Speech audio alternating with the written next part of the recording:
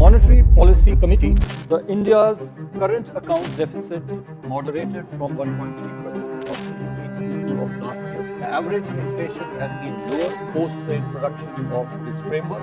Moreover, CPI has mostly stayed aligned with the target. Good morning and namaskar. The Monetary Policy Committee. पता चला RBI ने repo rate कम कर दिया है, लेकिन इसका असर आपकी जिंदगी पर कैसे पड़ सकता है? अगर आपके पास कोई होम लोन है ना, उसकी ईएमआई जा रही है, तो उस पर तो पक्का असर पड़ने वाला है। और अगर आप सोच रहे हो कोई पर्सनल लोन लेने के बारे में, तो भी इम्पैक्ट पड़ेगा। म्यूचुअल फंड, स्टॉक मार्केट, सब पर असर पड़ेगा। लेकिन कैसे?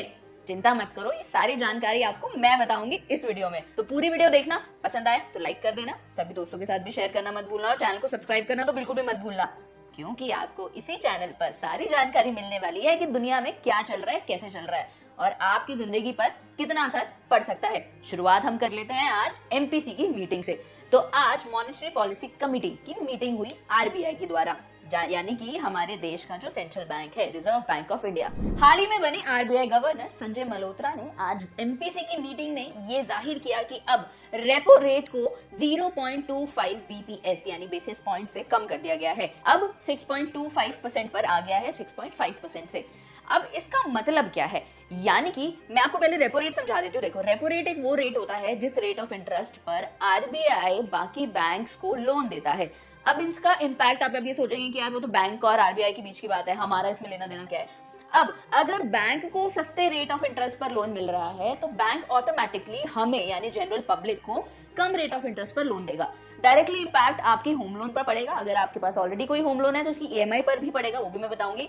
लेकिन अगर कोई पर्सनल लोन लेने के बारे में आप सोच रहे हो तो वो भी अब आपके लिए थोड़ा सा आसान हो सकता है, क्योंकि कम रेट ऑफ इंटरेस्ट पर मिलेगा। आरबीआई का रेपो रेट कम करने का जो फैसला है वो अराउंड 5 साल बाद आया है, जो कहीं ना कहीं मैटर एक अच्छा इम्पैक्ट डाल रहा है, क्योंकि आरबीआई भी अब इन्फ्लेशन देखना या फिर इकोनॉमी हमारी जीडीपी देखना, उस रेट को कैलकुलेट कर ही रेपो रेट को बनाती है। डिक्रीज करना, इंक्रीज करना है, वो सारी चीजें उसी को मद्देनजर रखकर की जाए। अब ये वाली मीटिंग तो चलो हो गई, लेकिन अगली मीटिंग के लिए आपका क्या ख्याल है?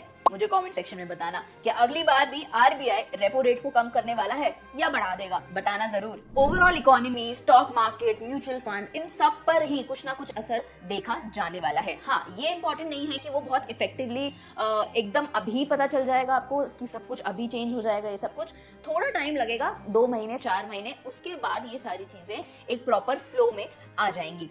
अब बात यहाँ पर ये है कि मैं कोई लोन लेना चाहती हूँ, ठीक है, और मुझे पता चल रहा है कि यार रेपो रेट जो है ना वो कम हो गया है, तो मुझे कब लोन लेना है, कितना लोन लेना है, कैसे पता चलेगा? अब यही रेट ऑफ इंटरेस्ट जो है यानी जो रेपो रेट है, ये यही बताता है कि अब आपका जो ऑलरेडी एक इंटरेस्ट रेट चल रहा था उससे कम रेट ऑफ इंटरेस्ट पर आप लोन ले सकते हैं। अब आपके पास अगर ऑलरेडी यानी अगर आपने एक फ्लोटिंग रेट ऑफ इंटरेस्ट पर लिया है तो आपको और कहीं ना कहीं वो वाली चीजें जो होंगी ना वो आपको कम करवानी पड़ेंगी। आप अपनी ईएमआई को चेंज करके उस रेट ऑफ इंटरेस्ट पर ले सकते हैं। लेकिन अगर आपने एक फिक्स रेट ऑफ इंटरेस्ट पर लिया है तो वो तो ऑटोमेटिकली कम हो जाएगा, क्योंकि पहले एक fix rate of interest already economy में चल रहा था, बैंक हमें दे रहे थे, अब वो इंटरेस्ट कम हो जाएगा तो आपकी ईएमआई भी, आपका इंटरेस्ट भी ऑटोमेटिकली कम होगा।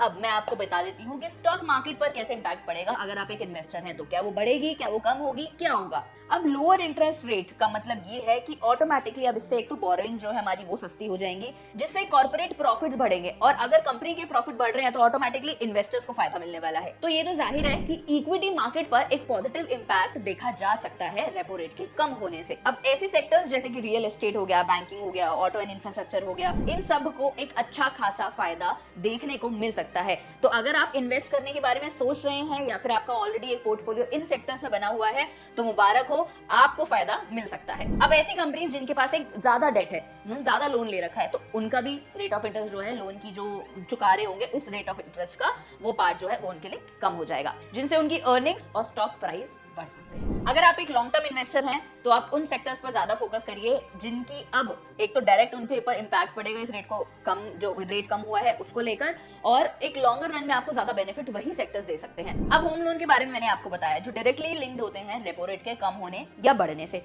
रेपो रेट कम होने का मतलब अब होम लोन आपको थोड़े सस्ते में मिल पाएंगे, और उम्मीद है कि पर्सनल लोन जो है उनका इंटरेस्ट रेट 0.25% से लेकर कहीं ना कहीं 0.5% तक कम हो सकता है आने वाले 3 से 6 महीनों के अंदर। और दूसरी चीज, जो ऑलरेडी अपनी लोन की ईएमआई पे कर रहे हैं उनके ऊपर भी बर्डन कम होगा। तो अगर आपका ऑलरेडी एक लोन चल रहा है तो आप जाकर अपने बैंक के साथ नेगोशिएट कर सकते हैं। वहीं अगर आप प्लान कर रहे हैं तो 2-4 महीने और रुक जाओ यार, उसके बाद ले लेना, तो वहां पर आपको ज्यादा फायदा मिल सकता है। अब बिजनेस ओनर्स को क्या फायदा मिल सकता है? बहुत सारे बिजनेसेस ऐसे होते हैं जो लोन्स के ऊपर रिलाई करते हैं, जिनके लिए लोन लेना एक बेटर ऑप्शन साबित होता है। अब उनके ऊपर भी अगर इंटरेस्ट रेट कम हो गया है तो वो ज्यादा बोरिंग्स ले पाएंगे एक कम रेट ऑफ इंटरेस्ट पर, और अल्टीमेटली उन्हें कम ही इंटरेस्ट पे करना है तो उनके पास ज्यादा पैसा बचेगा भी, जो उनके प्रॉफिट्स को बढ़ाने में, उनकी अर्निंग्स को बढ़ाने में मदद करेगा। तो सरकार भी अब एमएसएमईज और स्टार्टअप्स के लिए बहुत सारे लोन्स निकालती है, तो उनको फायदा मिलेगा क्योंकि उन लोन के ऊपर जो रेट ऑफ इंटरेस्ट मिलेंगे वो भी आपको कम उसमें मिलेंगे, सस्ते लोन मिल जाएंगे आपको।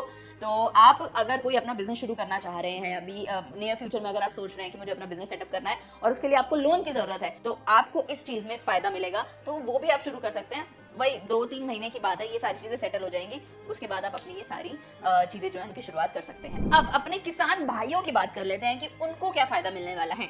अब किसानों के ऊपर ये होता है कि अगर उनको कोई फार्म इक्विपमेंट्स खरीदने हैं, कोई ट्रैक्टर लेना है, कोई ऐसी मशीन चाहिए जिसके ऊपर उनको लोन लेना पड़े, तो एनी हाउ ये भी उनके लिए एक अच्छी चीज होगी कि वो अब सस्ते में वो चीज खरीद पाएंगे और प्लस इंटरेस्ट उनको कम पे करना पड़ेगा, तो ज्यादा पैसा उनकी जेब में बचेगा। उम्मीद है कि एग्री लोन रेट्स जो है वो भी 0.25% से लेके 0.5% के बीच में कम हो सकते हैं, जिससे किसानों के ऊपर जो एक फाइनेंशियल बर्डन आ जाता है ना लोन लेने का। और वैसे भी हम देखते हैं हमारे देश में कितने किसान जो है सुसाइड कर लेते हैं इस चक्कर में कि लोन रीपे नहीं कर पा रहे हैं। तो ये उनको एक राहत मिलेगी इस चीज से कि अब उनका बर्डन जो है, उनके ऊपर जो बोझ रहता है एक लोन का कि पे करना है, इतना इंटरेस्ट जा रहा है, लोन से ज्यादा तो हमने इंटरेस्ट ले लिया, अब उतना इंटरेस्ट पे करना पड़ रहा है, तो ये कहीं ना कहीं एक अच्छी खबर है किसानों के लिए भी। अब आपको पता चल गया बिजनेस वालों को फायदा मिलने वाला है, किसानों को फायदा मिलने वाला है, पर्सनल लोन सस्ते हो रहे हैं, होम लोन सस्ते हो सकते हैं, ये सारी चीजें एक ओवरऑल इकोनॉमी जो है हमारी उसके ऊपर भी एक पॉजिटिव इम्पैक्ट ही डालने वाली है। अब वो कैसे होगा? क्योंकि जो बोरोइंग कॉस्ट है वो कम हो गई है, तो इससे हमारी इकोनॉमी की जो एक्टिविटी है, जो डेली एक्टिविटी होती है वो भी सुधरेगी, जिससे जीडीपी जो है वो जो जितने कम रेट से अभी बढ़ रही है, जितनी उम्मीद हमें अभी बजट में भी पता चली थी, उम्मीद ये है सरकार की कि अब इन चीजों से जीडीपी को भी एक अच्छा बूस्ट मिल पाएगा। और अभी हाल ही में हमें ये पता चला कि जो रुपी था वो डॉलर के मुकाबले अपने लोवेस्ट पर चला गया है, इसे एक अच्छा खासा बूस्ट मिल सकता है जो सरकार ने अभी ये रेपो रेट कम किया है। तो अब इससे फायदा ये है कि बिजनेस वालों को लोन सस्ते में मिल रहा है, तो वो बिजनेस इन्वेस्टमेंट जो होंगी वो ज्यादा होंगी, अल्टीमेटली उसमें ज्यादा हम जॉब्स क्रिएट कर पाएंगे, जॉब ज्यादा रहेंगे, एम्प्लॉयमेंट जनरेशन ज्यादा रहेगी, तो हमारी जीडीपी को एक अच्छा पुश मिल सकता है। फिर दूसरी चीज फिक्स डिपॉजिट पर भी आती है। फिक्स डिपॉजिट पर जो इंटरेस्ट रेट आपको मिलेगा वो भी कम हो जाएगा।